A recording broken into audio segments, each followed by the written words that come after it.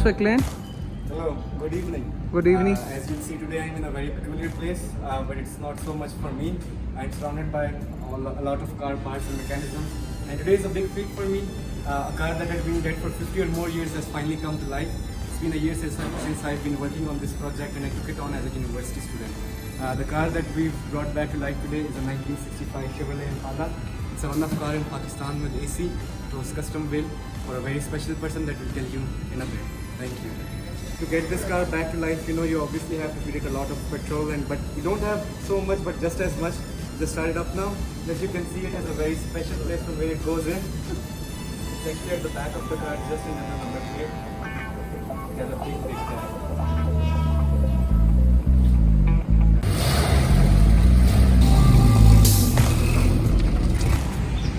As you can see, the car is now with a different backdrop, a new location. That's because after nearly parked for 5 decades under heat, snow, sun and rain, it finally drove on the streets of the capital and it roared loud.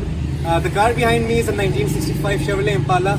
It's got a 6-cylinder engine which is 3.9 liters. It's got the famous 3-on-the-3 transmission inside it. The car, as you can see, is 18 to 19 feet long, and it's got very rich history alongside with it that we'll tell you soon in the next clips. Now that you've enjoyed the exterior of the car, let us show you a brief review of the interior of this car.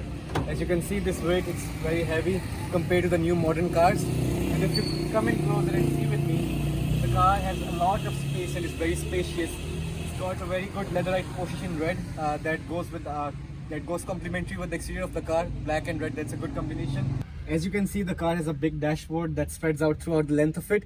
It's got wooden trims in it, it's got leatherite, it's got leather in it, and you can see there's many gauges. They're still working and ticking.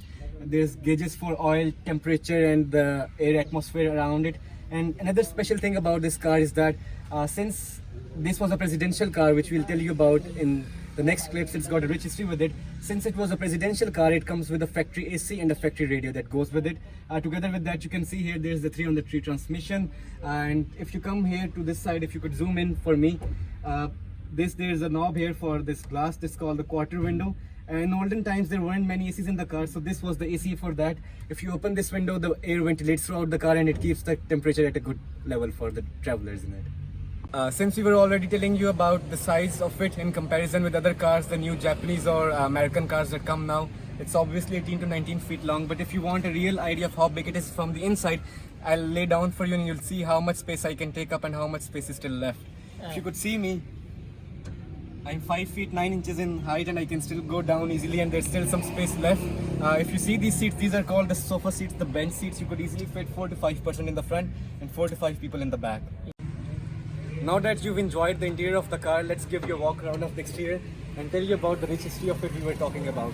If you go around the car, the first thing you will see is a flag post that's mounted up on the right fender of the car. Now this comes with the history of the car. I'll tell you about that now. This car, 1965 Chevrolet Impala, it was one of the 2 private purchases of Pakistan's Field Marshal President General Ayub Khan. This was one of the 2 cars he kept in his life, although he received a lot of state gifts from people all over the country and from all over the world.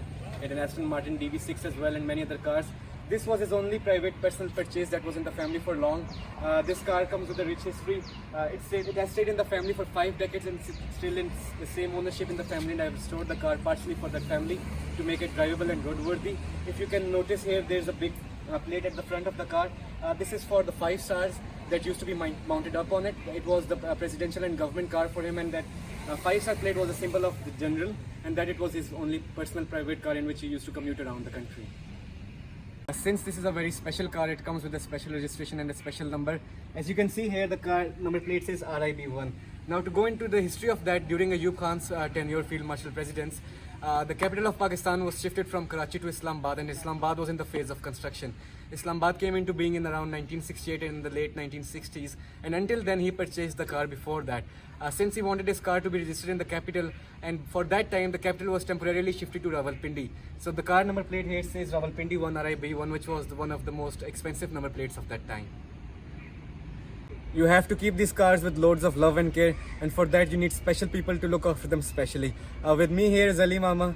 He's our senior and elder, and he's the driver of this car, and he drove this car today perfectly for the first time.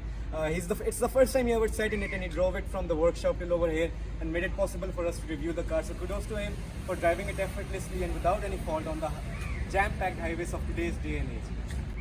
As we were telling you earlier about the engine of the car, it's got a 6-cylinder gasoline engine at its heart.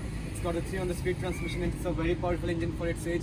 It wasn't the SS variant, which is the super sport variant of the Impala, so it wasn't as fast, but it was still powerful. Another fascinating thing about it is that if you look at the size of the bonnet, it's very heavy, very big, and despite that, it's still standing on its hydraulic suspension, and there's no clip that you plugged in to keep it in its place. Together with that, there's a chill in it too. You can see there's a burn mark. That's probably because it got heated along the way, but still, there's this protection and insulation layer in it that keeps the car from heating up and keeps it temperature bound.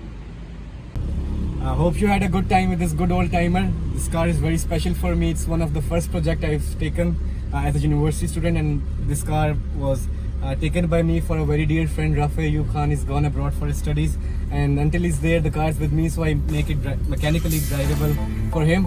I hope that until he comes back, I can restore the car properly for him. Hope you had a good time with me. If you like the video, please follow and subscribe us, and until next time, see you.